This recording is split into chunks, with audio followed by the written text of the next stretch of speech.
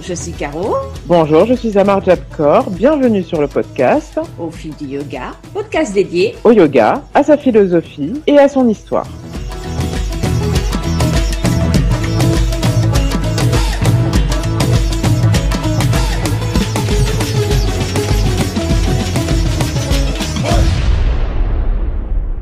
Salut à tous et bienvenue sur le podcast Au fil du yoga. Et aujourd'hui, je suis super contente d'accueillir de nouveau Amar Jabkor. Applaudissements, s'il vous plaît. Bonjour à tous. Moi aussi, ravie de retrouver Caro, ma partenaire de réflexion. Et voilà. Alors, aujourd'hui, passionnant. Ouais, on vous a choisi un thème dont on a parlé déjà il y a quelques temps. Et on s'est dit que non, ça serait vraiment bien qu'on en parle, enfin qu'on vous en parle, parce que parler avec vous, c'est compliqué, mais qu'on vous en parle. Notre thème, c'est la dictature du bien-être. Eh oui. Alors, si vous voulez bien, on va partir de ce que j'ai vécu au mois de janvier. Et fin d'année 2021, début d'année 2022, comme je vous l'ai déjà dit dans le précédent podcast, ça a été un peu compliqué. Une période, en fait, où il y a eu pas mal de remises en question par rapport au yoga. Alors, remise en question, pas tant que ça, mais d'introspection et d'écoute de ce qui se passait. Et j'ai eu comme une espèce de ras-le-bol. Alors, bien entendu, le ras-le-bol, il est venu des réseaux sociaux. C'est ce qui est le plus facile. Et j'en ai eu marre. J'en ai eu marre de voir écrit tout le temps bien-être, alignez vos chakras, ouvrez votre cœur, prenez votre main en vie, les 10 meilleurs conseils pour être le plus heureux du monde.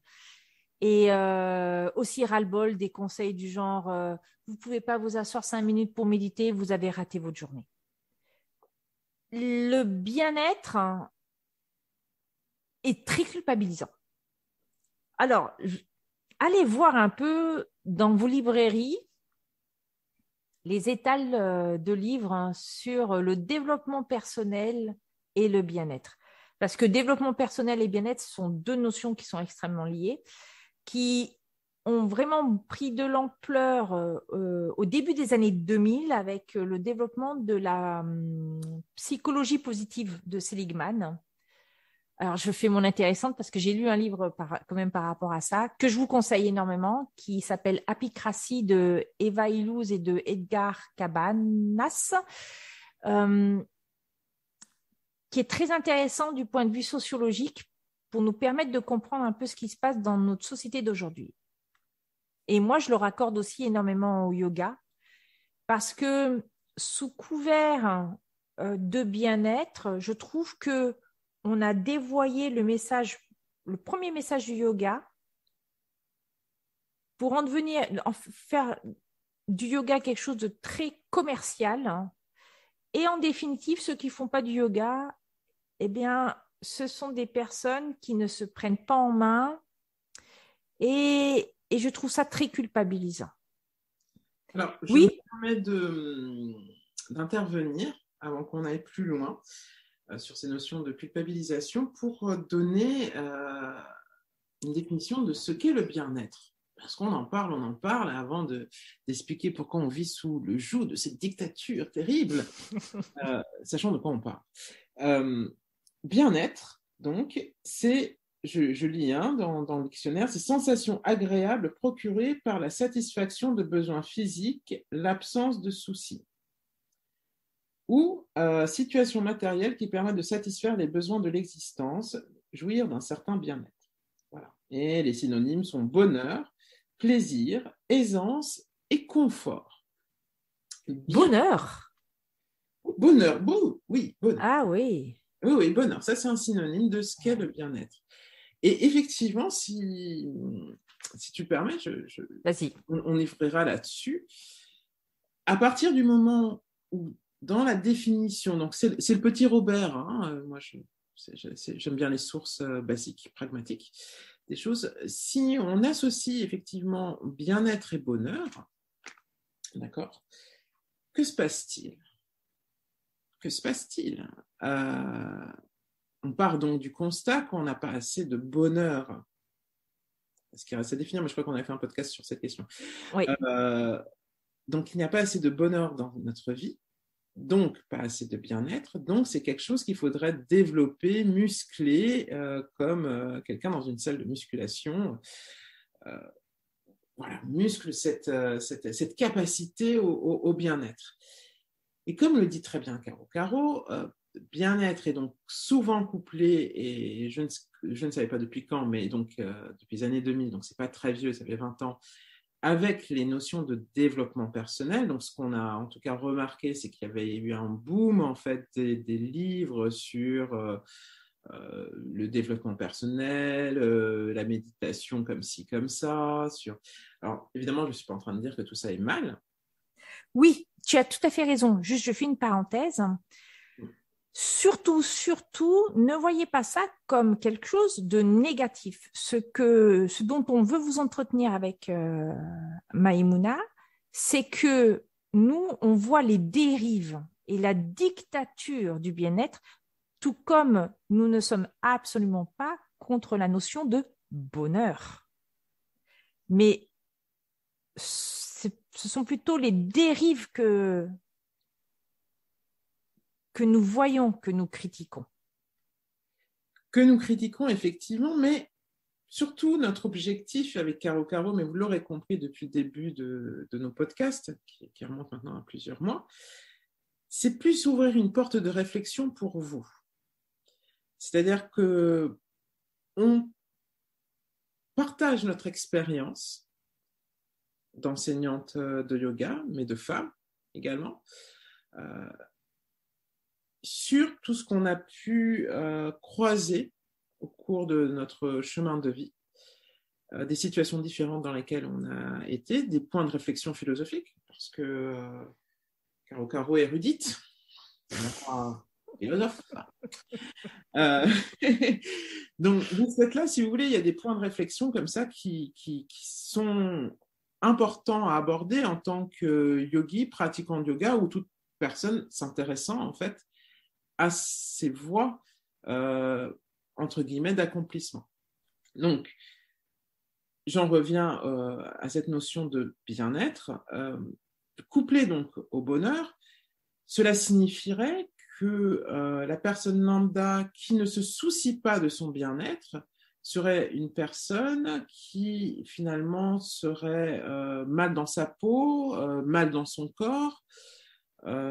L'image projetée, si je tape hashtag bien-être sur Instagram, enfin bref, sur les réseaux sociaux, ça va être souvent des femmes extrêmement bien fichues, voilà, très bien. Fine, très jolie. Très jolie, extrêmement apprêtée, ouais. Au mieux faisant quelques postures de yoga dans des leggings beaucoup trop serrés. Bon, après, je schématise, mais ceci dit, il y a ça.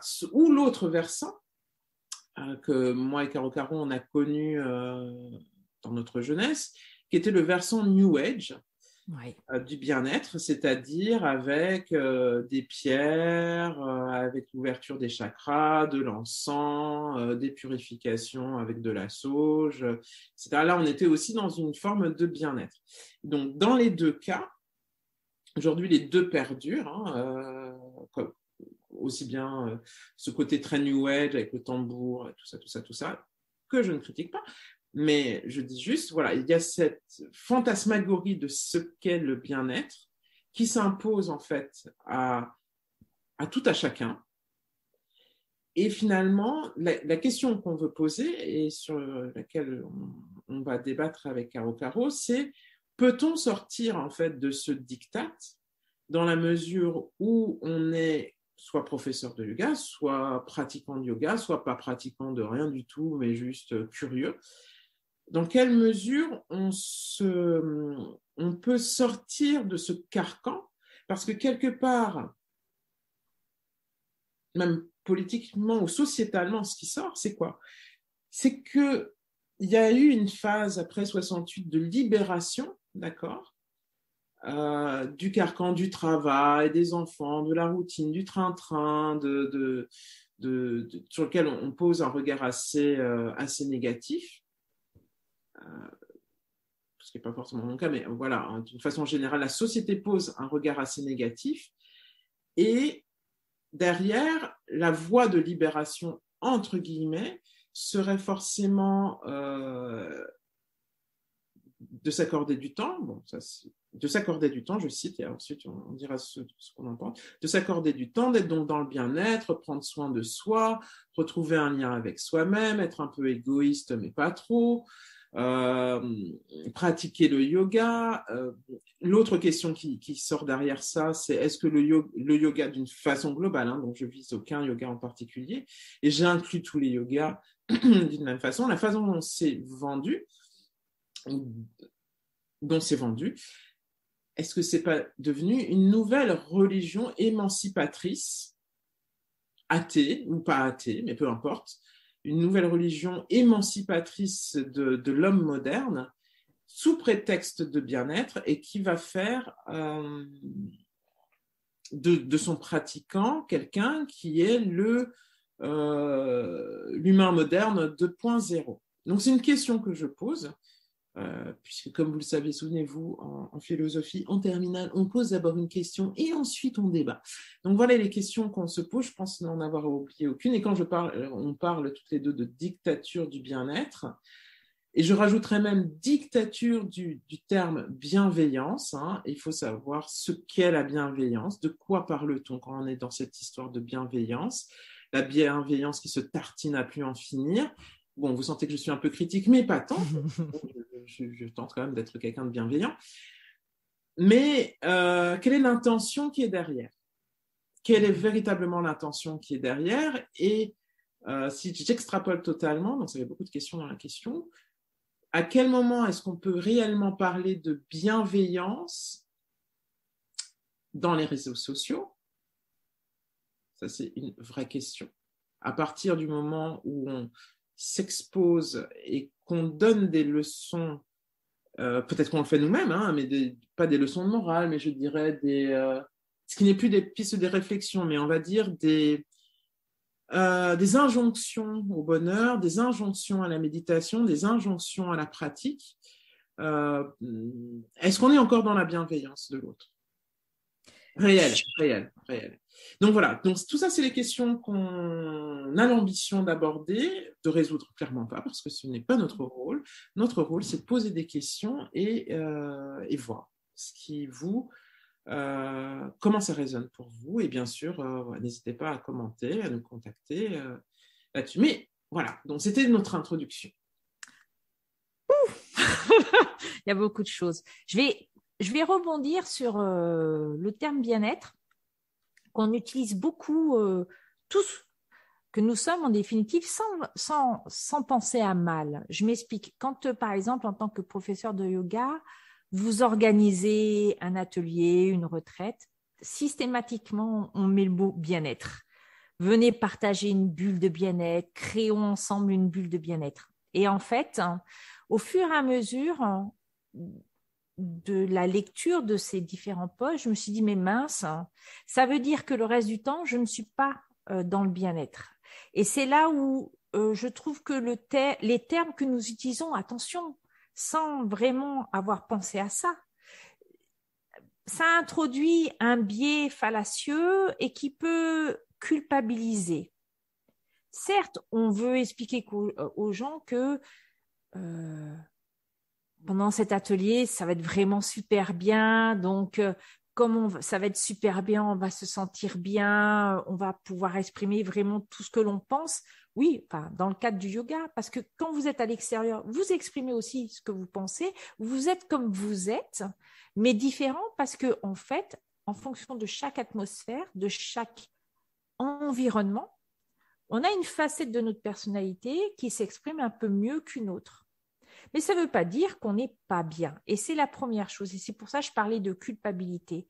Quand je vois offert une retraite pour se ressourcer, se retrouver, faire émerger son soi, je me dis, mais mince, ça veut dire qu'en fait, je suis crevée, j'en peux plus, je ne travaille que pour les autres, je pense jamais à moi.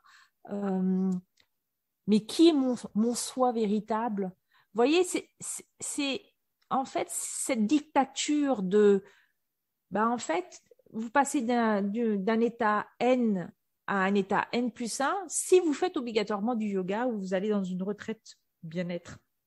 Mais en fait, dans l'état N, jamais vous pourrez avoir ce bien-être. Et c'est la première limite que je trouve en fait à l'utilisation abusive de ce terme. La deuxième chose, c'est que souvent, on va accoler yoga et bien-être à tel point que ça va être complètement mélangé. Une expérience de yoga n'est pas forcément quelque chose qui est confortable. Une expérience de yoga à un instant T, ça peut être très drainant, ça peut faire remonter des émotions franchement pas positives. Une expérience de méditation, vous n'allez pas forcément en sortir serein, apaisé. Ça peut faire remonter des émotions. Être avec des personnes qui font du yoga, c'est pas forcément une expérience très positive. Moi, je trouve que le monde du yoga à titre personnel est violent. Pour moi, le monde du yoga est violent et ça n'a strictement rien à voir avec les mouvements sectaires ou tous les scandales politico-sexuels du yoga. Mais c'est vraiment entre nous et notamment par l'utilisation du réseau social, mais pas que, où les termes utilisés qu'on renvoie à la personne sont violents. Alors vous allez me dire, ouais, Caro, t'es bien gentille, mais tu parles un peu dans le vide. Bien entendu, quand en tant que professeur, on anime un cours, on a forcément une intention. L'intention que tout prof a, c'est de donner un cours agréable où la personne peut au moins bouger correctement, si ce n'est s'exprimer complètement. Mais même si notre intention est positive,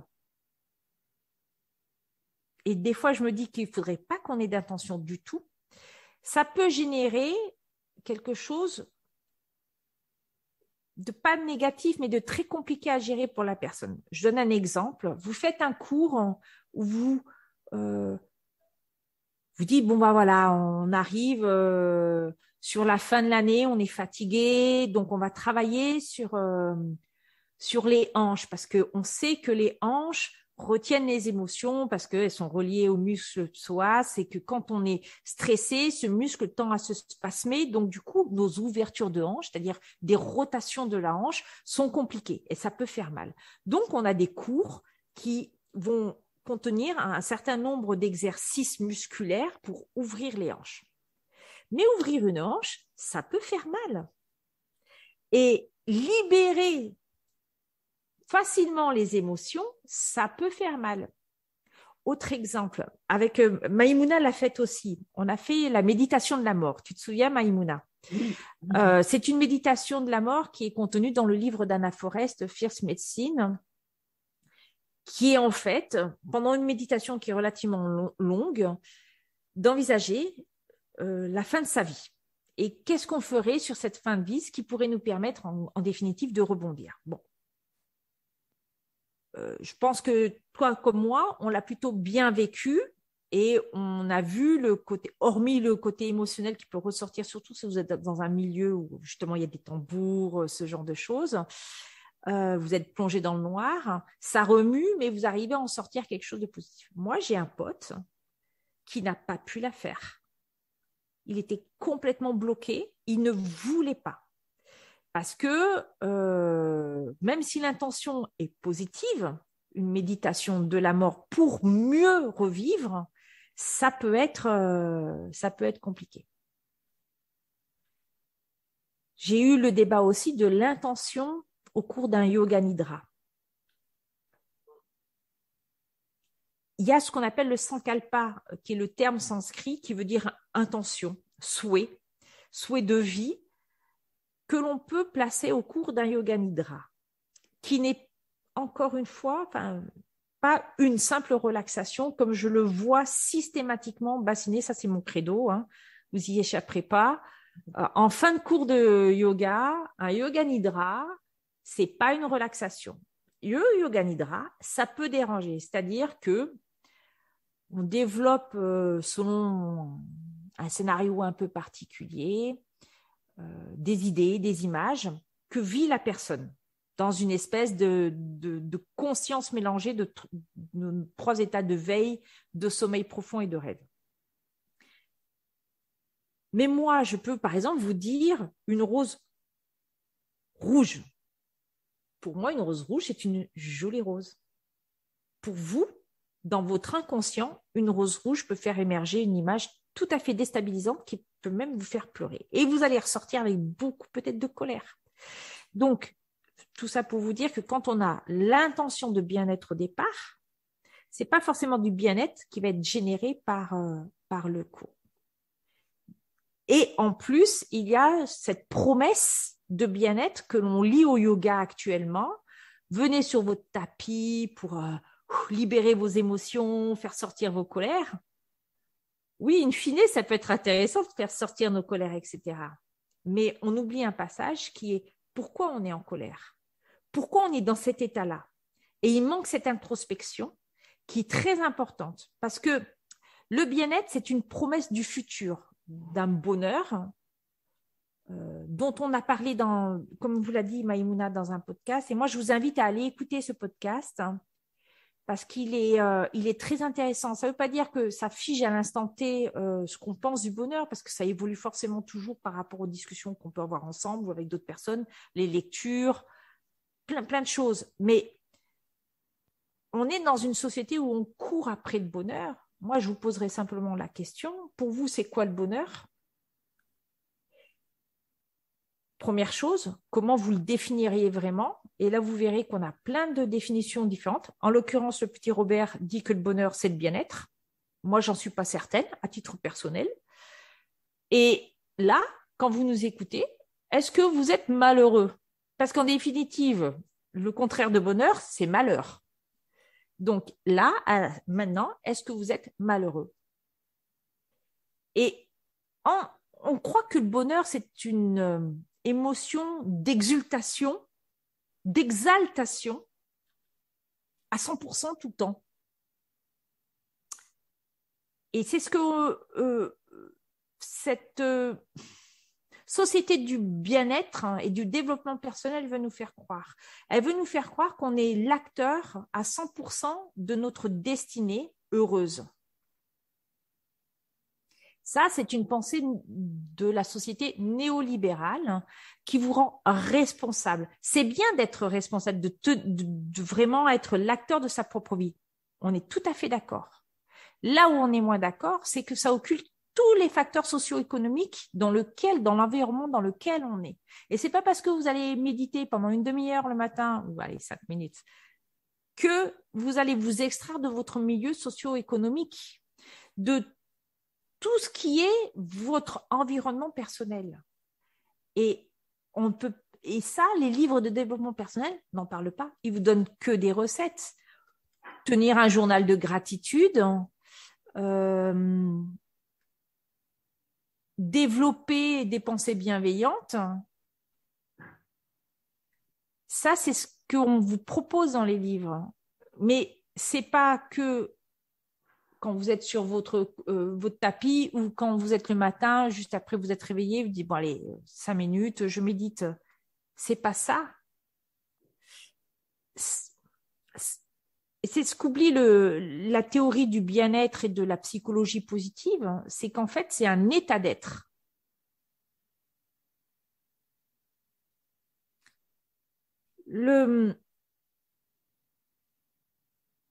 C'est plus facile d'être bien portant, d'éprouver du bien-être, par exemple, quand on est dans le milieu socio-économique dans lequel moi je vis. Vous allez dans une cité, je ne suis pas certaine que la personne va vous dire oui, moi, youpi tralala, elle ne vous dira pas je suis malheureuse, parce qu'elle pourra être heureuse, ça n'a rien à voir. Mais en termes de bien-être, on pense déjà à des conditions, je dirais, matérielles. Et moi, ce que je reproche beaucoup à à toutes ces publicités sur le bien-être, c'est d'en fait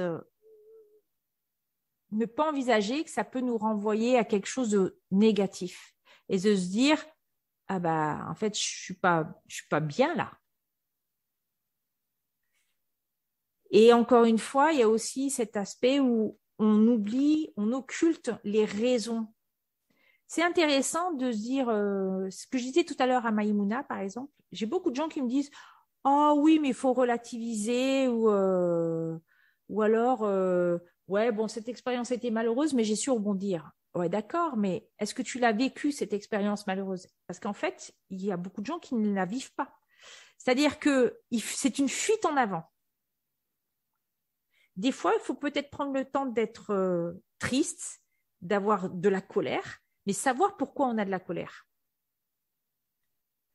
Parce que savoir pourquoi on a de la colère, ça nous permet d'en connaître les causes et donc de travailler sur ces causes. Or, ce qu'on nous dit, c'est pas travailler sur les causes, c'est de fuir en avant, d'aller dans une direction, d'oublier ce qui est derrière. Je dirais, je voudrais rebondir sur 2-3 choses que tu as abordées, 2-3 choses que tu as dites. La première des choses qui me semble très vraie, c'est que le fait de méditer ou de pratiquer le yoga ou de méditer parce que vous êtes bouddhiste, etc., ne se fait pas forcément dans la douceur et c'est pas forcément un moment agréable. Ça, je pense que je le dis assez souvent à mes élèves. Ça ne fait pas toujours du bien. D'ailleurs, quand je pense à Yogi Maheshwar, qui est aussi un très, très grand yogi, c'est le frère si je disais ça, mais qui est voilà, dans notre région. Il fait des cours accessibles à tous, mais qui peuvent être très, très longs. Et je me souviens qu'il avait dit cette phrase et ça m'avait vraiment fait tilt. Bon, il l'a dit sans trop y réfléchir, là, de façon très naturelle. Il a dit oui, mais le yoga, c'est pas forcément une voie où c'est agréable, où on se fait forcément du bien. Parfois, ça peut être même contre nature. Voilà, faire des respirations. Si je prends vraiment l'exemple du hatha, avec beaucoup de suspension de souffle. Ensuite, on fait la respiration, soit Kapalabhati, respiration du feu, ce que vous voulez. Et après, on fait une suspension de souffle. Et dans le cas de l'enseignement de Maheshwar, ça peut durer comme ça pendant 1 heure. Hein. On ne va pas se mentir, je ne pense pas que les poumons soient ravis de faire ça. Hein. Ni le sphincter, mais parce que le yoga, je peux parler pour le yoga, moi je le définis, en tout cas, ça c'est ma définition, ça reste une voie spirituelle. Donc, on n'est pas là, et c'est l'exemple aussi que donnait Caro Caro, on n'est pas là pour faire une relaxation géante. C'est pas qu'on n'est pas là, ça peut être ça. Mais en fait, si on va plus loin, et selon l'enseignant qu'on a, et puis selon nous, là où on en est dans notre cheminement, on va aller pousser son corps, qui est la première porte d'entrée, ou son mental, si on est dans des méditations, au-delà, en fait, de ses limites. Et l'exemple que je vais vous donner, qui est très... qui va vous parler, donc je pense que beaucoup d'entre nous, on a vu Kill Bill. Vous vous souvenez de Kill Bill? Bon. Comme ça, voilà, c'est un peu trivial. L'héroïne, bon, je ne sais plus comment elle s'appelle. C'est Thurman. Ouais, voilà, c'est ça, Uma Thurman. Au début, elle fait tout son entraînement dans la montagne, tout ça avec ses arts martiaux, ouais. Ses arts martiaux, et si vous vous souvenez, elle court des marches dans la neige, elle se casse 1000 fois le poignet, enfin moi j'ai le souvenir. Bref, c'est rêche, quoi. Parce qu'elle est, et moi je fais le parallèle avec le yoga souvent et les arts martiaux, parce qu'on est là pour développer une voie de spiritualité, et dans le cas de Kill Bill, dans les arts martiaux sont aussi une porte d'entrée dans la spiritualité. Tout à fait. Les moines Shaolin sont effectivement des rois, des cabrioles et autre chose, mais c'est des moines. Vous voyez, il n'y a pas d'incompatibilité. C'est-à-dire qu'il y a une rigidité dans les cours traditionnels de yoga, pas les... quand je dis traditionnel, je ne mets pas de côté le hatha, enfin, je ne parle pas uniquement du hatha, mais quand voilà, il y a cette intention en fait de spiritualité derrière l'enseignement du yoga, il y a forcément une forme de rigidité du corps qu'on va ouvrir. Vous voyez, donc forcément, c'est des postures qui ne sont pas agréables, des respirations qui ne sont pas agréables, et dont les bienfaits, surtout, et c'est là où en fait il y a un travail de patience à avoir. Les bienfaits ne sont pas immédiats, mais alors pas du tout immédiats. Ça peut être dans 10 ans en fait qu'il se passe quelque chose. Ouais. Alors oui, sur le coup, on peut ressentir, mais bon, le but il n'est pas forcément là. Donc forcément, lier systématiquement bien-être et yoga, je pense que la dichotomie elle est là, c'est-à-dire que le bien-être il sera peut-être pour dans 10 ans, dans 15 ans, voire la prochaine vie, en fait, si on croit à la réincarnation. Donc, il n'y a pas cette notion très, très consumériste de la chose. Il faut mettre clairement ça de côté. Ce n'est pas comme sur Insta, je poste un truc ou j'achète un truc sur Amazon et je le reçois 3 jours après. Non, ça ne marche pas du tout comme ça. Donc, on n'est pas du tout en train de dire, et je pense que là-dessus on est d'accord avec Caro, que faire du yoga, ça ne sert à rien. On essaye de... Sinon, on n'en ferait pas. que c'est juste une voie de souffrance et c'est très ennuyeux. Bon, le bien-être, ça vous passe au-dessus. Ce qu'on veut vous dire, c'est que cette dictature du bien-être, elle devient dictatoriale parce qu'on est dans l'attente légitime, puisqu'on nous gave avec ça, qu'il y a une immédiateté entre la pratique et le bien-être physique, et voire même plus.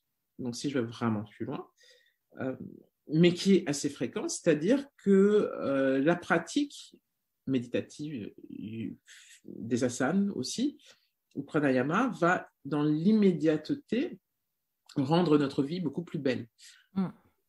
D'accord. Effectivement, on insiste, en tout cas moi j'insiste dans mes cours sur le fait d'avoir une pratique personnelle, parce que c'est important d'être autonome, à mon sens, de ne pas attendre après l'enseignant pour pratiquer, parce que sinon, définitivement, il n'y a que les gens qui ont de l'argent qui vont pratiquer. Oui.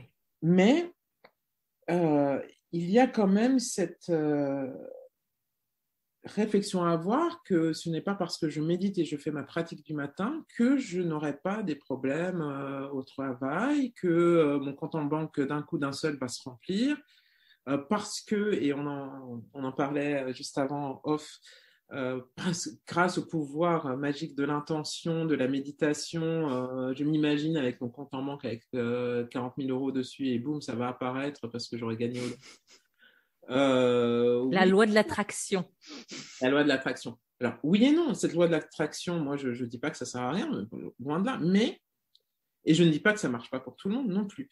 Ce que je veux dire par là, c'est de fait, si on ne fait strictement rien et qu'on reste dans son canapé à méditer, il ne se passera rien, en fait. Il faut quand même mettre en place, et je crois même qu'il y a une parabole là-dedans dans la Bible, mais elle m'échappe. En gros, il faut se donner un peu les moyens, il ne faut pas attendre juste que ça vienne d'en haut et rien faire du tout. À un moment, il faut quand même agir. Et son quotidien et les aléas de la vie font que, la vie est ce qu'elle est. Et pour beaucoup de personnes, ou pour certaines personnes, la vie est dure. Et pratiquer du yoga, ça peut, ou méditer, ça peut au moins sur un laps de temps être quelque chose d'apaisant, ou pas apaisant, mais en tout cas, c'est quelque chose qui sert comme un investissement dans notre avenir. Et notre avenir spirituel. Je ne parle pas de notre avenir dans le temps forcément écoulé, mais dans la plupart du temps, ça aide quand même au bout d'un moment, ça porte des fruits, mais ça ne veut pas dire que notre vie sera meilleure, mais en tout cas, ça veut dire qu'on traversera les affres de la vie avec sans doute plus de douceur. Qu'est-ce que je veux dire par là ? Ça ne veut pas dire qu'on ne va pas être malheureux, qu'on ne va pas souffrir ou qu'on ne va pas s'inquiéter parce que notre compte est... je ne sais pas pourquoi je vous parle toujours d'argent ou autre chose. Moi, j'en sais rien. Moi, votre conjoint avec qui vous ne vous entendez pas, ça va tout de suite être tout rose parce que ça y est, vous faites la communication consciente, vous écrivez, vous faites des journaux de gratitude, je ne sais quoi. Non, ce n'est pas ça que je veux dire, mais c'est qu'en tout cas, vous allez apprendre à avoir suffisamment de recul ou en tout cas trouver un refuge dans les textes, dans les pranayama ou les asanas, quelque chose qui va vous aider en tout cas à être mieux, et pas être forcément dans le bien-être, parce que le bien-être, c'est le pendant, l'opposé, ça serait quoi? Le mal-être. Donc ça sous-entendrait quoi? Que tous les pratiquants de yoga et les professeurs qui pratiquent beaucoup plus que la moyenne des gens seraient ni dépressifs, ni inquiets, ni colériques, qui n'auraient strictement aucun travers. Enfin, en gros, ça serait des saints habités par la béatitude. Non, c'est faux. Si c'est le moment de faire une grande révélation. Comment? Yes. Comment? Non. Ah, c'est donc normal quand je me prends la tête au boulot, d'accord. Oui, tout à fait. Tu restes un être humain. Moi aussi. Donc, et justement, si on n'avait pas tous ces mouvements d'humeur ou toutes ces choses, toutes ces émotions en nous, on ne serait plus des êtres humains. Donc, et par ailleurs, donc, on n'aurait aucun travail à faire. Donc, pourquoi est-ce qu'on s'embêterait à faire du yoga, en fait? Si on était déjà calme, doux, avec tous les chakras ouverts dans tous les sens, alignés. Bon. Elle est moqueuse parce que je lui ai dit juste avant que je suis désolée pour ceux qui y croient. Hein. Je ne crois pas aux chakras. C'est ce que je disais. Ben, je le dis d'autant plus facilement que je sais qu'elle y croit. Mais je trouve ça très joli. C'est ce que je disais à Maïmouna juste avant. Je trouve ça très suffisant. Il y a beaucoup de choses. J'utilise de la sauge, par exemple. J'ai de l'encens. Il y a beaucoup de choses que je fais, mais pour moi qui relèverait presque plus de la superstition personnelle que d'une véritable croyance sur la véritable existence par exemple, des chakras ou du pouvoir des pierres. J'ai des pierres aussi, mais parce que je leur donne un pouvoir qui m'est personnel, qui n'a rien à voir avec ce que la lithographie dit de la pierre. Mais ça n'engage que moi, encore une fois, et ça ne me rend pas malheureuse pour autant de ne pas y croire. Ce que j'ai beaucoup aimé de ce que Amarjap Kaur vous a dit juste avant, c'était que nous sommes humains. Et on a cette foutue tendance à courir après la perfection. Et c'est ce que nous vend le bien-être, toute ce commerce du bien-être, c'est d'atteindre une perfection.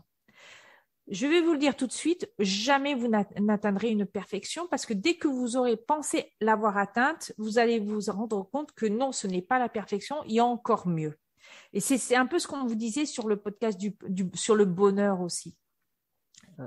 On en était même venu à un moment au mois de janvier avec Maïmouna pour conclure qu'il valait mieux vivre dans notre jardin plutôt que sur l'extérieur. Mais là, on était dans une période aussi d'autoprotection. Oui, on était un peu chiffon. Ouais, on était chiffon, comme elle dit.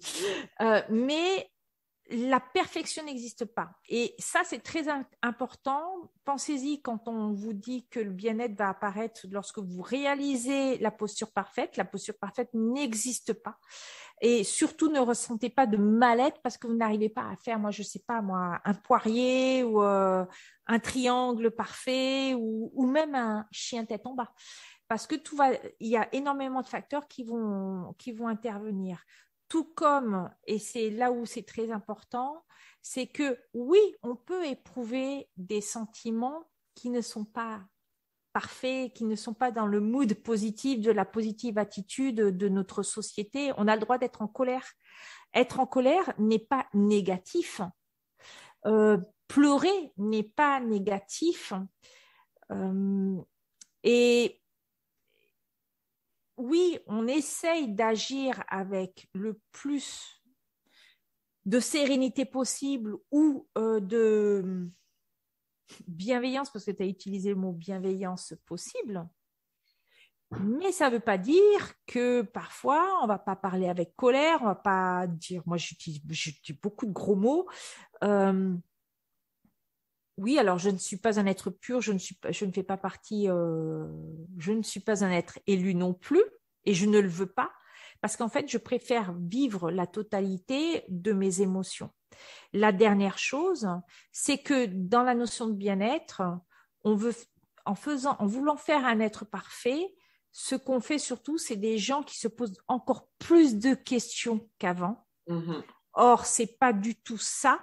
Il y a une première chose qu'on doit absolument, à mon sens, absolument intégrer, c'est que ce que l'on fait est largement suffisant pour là où on est. Oui, on peut s'améliorer, bien sûr, mais ne cherchez pas le guidou, n'allez pas partir à la chasse au Dahu, le Dahu n'existe pas. Vivez votre vie en accord avec ce que vous pensez vraiment et pas en accord avec les 4 accords Toltec, d'accord, hein. Je vous fiche mon billet que si vous réfléchissez bien, l'accord sur l'impeccabilité de la parole, vous l'avez pas eu aujourd'hui ni hier. Et c'est pas grave. Ça, c'est ce qu'on nous vend. C'est peut-être ce qu'on peut espérer atteindre, mais ça ne sera jamais atteignable. Et c'est là où c'est important de bien comprendre que ce bien-être, et c'est intéressant, oui, c'est important, mais n'allez pas dans les... C'est toujours pareil, on va toujours dans les extrêmes. Peut-être qu'il vaut mieux être un tout petit peu sur La voie du milieu. la voie du milieu. On en revient toujours à cette voie du milieu, en fait. On n'a rien fait de mieux. Hein. Non. Je pense. Moi, il y a un sujet que j'aimerais qu'on aborde parce que là, voilà, on a ouvert le débat. Je vous invite tous à témoigner un peu, si vous êtes d'accord, pas d'accord justement aussi avec nous sur les. Mais pas trop, pas d'accord, hein, quand même. Oui, bon, pas trop. Voilà, sur ce que vous vivez en tant que pratiquant, enseignant, si vous êtes enseignant, mais surtout pratiquant de yoga par rapport à ce qu'on a dit, si ça vous fait tilt. Mais il y a un sujet que tu as abordé et que j'aimerais bien qu'on aborde dans un prochain podcast, c'est yoga et superstition. Vraiment qu'on parle de ça. Ouais.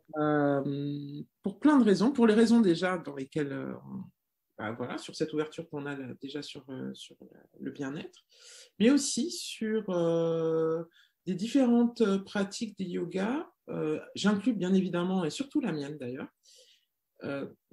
pour comprendre, aller un peu plus au fond. Je trouve que ça sera un sujet très intéressant. Beaucoup de méditations sont dédiées à quelque chose. Tout à fait. En Kundalini Yoga, elles sont toutes dédiées à quelque chose. Il y a une intention toujours derrière. Et j'aimerais vraiment qu'on puisse aborder ce sujet pour comprendre les rouages et la mécanique en fait de tout ça. Ça, c'est une première chose. Et justement, pouvoir comprendre où se trouve la limite entre la superstition, la croyance, la réalité, et tout ça avec le yoga. Le yoga avec un grand Y. D'accord. Hein? Voilà. Oui, ah bah. D'accord. Voilà. Je pense que ça pourrait être un sujet d'ici quelques mois. Fort intéressant. Voilà. Parce qu'en fait, la plus grande difficulté que nous ayons, Maïmouna et moi, c'est de trouver un moment ensemble. Mais c'est pour ça que des fois, je fais des podcasts toute seule.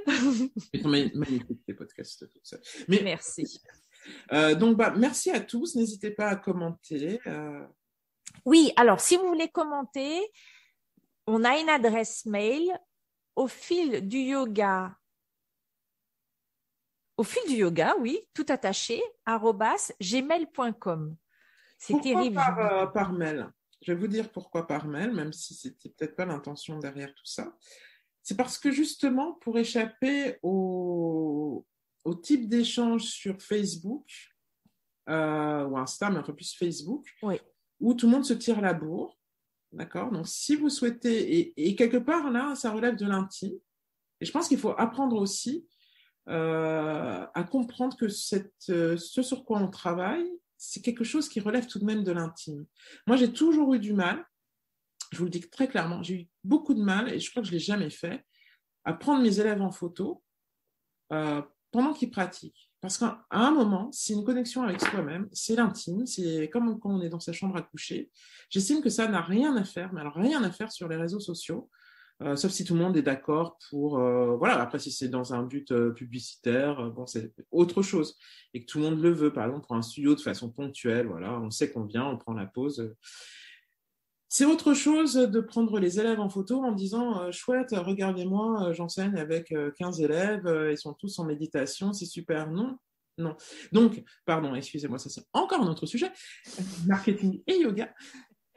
Mais, qui sera aussi un jour développé, hein, parce qu'on a plein de choses à raconter. On a plein de choses à se dire. Du coup, voilà pourquoi on vous invite à plutôt nous envoyer vos commentaires, vos témoignages par email, parce qu'on sera les deux seuls à le lire déjà. Tout à fait. Et à pouvoir interagir, justement, si vous avez des questions qui sont forcément de l'intime. Voilà, on pourrait échanger. Faut dire ce qu'on en pense, ce qu'on n'en pense pas. Et n'oubliez pas une chose, encore une fois. Certes, nous avons développé une pensée critique, mais enfin, toutes les deux, on pense qu'être critique dans notre société est extrêmement importante pour garder notre liberté, en fait, l'expression de qui l'on est vraiment. Ça ne veut pas dire que nous jetons l'opprobre sur la profession d'abord de professeur de yoga ou de toute personne qui travaille dans le milieu du bien-être. Ce qu'on critique, c'est les excès qui sont réalisés et peut-être aussi l'absence des réflexions parfois derrière certains mots qui sont utilisés. Et je reviens à ce que tu disais et ce que j'ai dit sur la violence. Et c'est pour ça que le mail est beaucoup mieux que Facebook, parce que je ne sais pas pour vous, mais alors les groupes, notamment les groupes, en fait les groupes, surtout les groupes de profs de yoga, je pense que c'est terrible. C'est un monde, c'est Dallas. Mais où la parole se libère un peu trop d'ailleurs, hein. Mais surtout c'est que c'est de l'instantané et il n'y a pas de réflexion sur la véritable signification des mots et il y a des mots qui peuvent vraiment blesser. Donc, c'est pour ça qu'on vous invite plutôt à nous écrire. Ça ferait d'ailleurs partie des premiers mails qu'on pourrait recevoir parce qu'on n'en a jamais reçu en définitive. Et nous, ça nous intéresse vraiment d'interagir, de savoir comment vous prenez le podcast. En quoi ça vous permet d'évoluer dans votre propre pratique. Moi, j'adore écouter des podcasts d'autres personnes, ça me fait tout le temps réagir. Je suis tout le temps en train de parler toute seule avec mon casque sur les oreilles quand j'écoute. Ah, je suis d'accord, pas d'accord, nanani, nanana. Et c'est ça qui est intéressant sur un podcast. Sinon, ça ne sert à rien. Eh oui, c'est une piste de réflexion. Voilà. Et on n'a pas la vérité, voilà. On n'a pas la vérité absolue, ni l'une ni l'autre. On vous propose juste des pistes. Donc, vous avez tout à fait le droit d'être d'accord avec nous ou d'être complètement en désaccord avec nous. Tout à fait. Mais justement, l'idée est de réfléchir ensemble bien à tout ça, en fait, de réfléchir ensemble à tout ça et de ne pas rester figé dans des postures et de rentrer dans une mécanique, en fait, qui, au final, n'est pas constructive. L'idée est vraiment de revenir sur le sens profond du yoga qui est... évidemment une voie spirituelle, mais aussi quand on réfléchit ou quand on enseigne, le sens profond de ce qu'est la transmission. Voilà. Donc, merci à tous de nous avoir écoutés. Merci pour pour ceux qui nous suivent depuis un petit moment. Et on vous souhaite une très, très belle journée après ce débat. Ouh, sulfureux. Merci à tous et merci pour votre écoute et passez une bonne journée. Merci Maï. Merci.